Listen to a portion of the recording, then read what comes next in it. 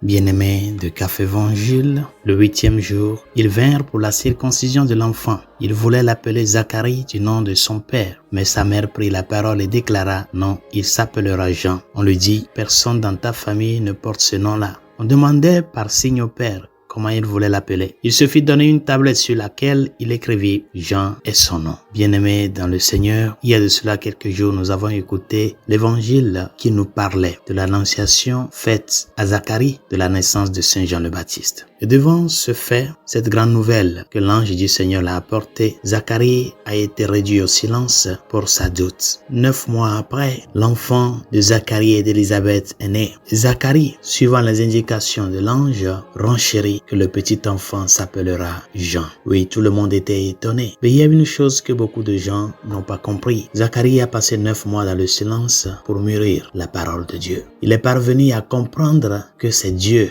qui agit et qui a agi. C'est pour cela demain nous écouterons le cantique de Zacharie, la louange que Zacharie a adressée au Seigneur une fois que sa langue s'est déliée. Béni soit le Seigneur, le Dieu d'Israël. Les événements que nous célébrerons ce jour sont des événements qui dépassent l'entendement humain.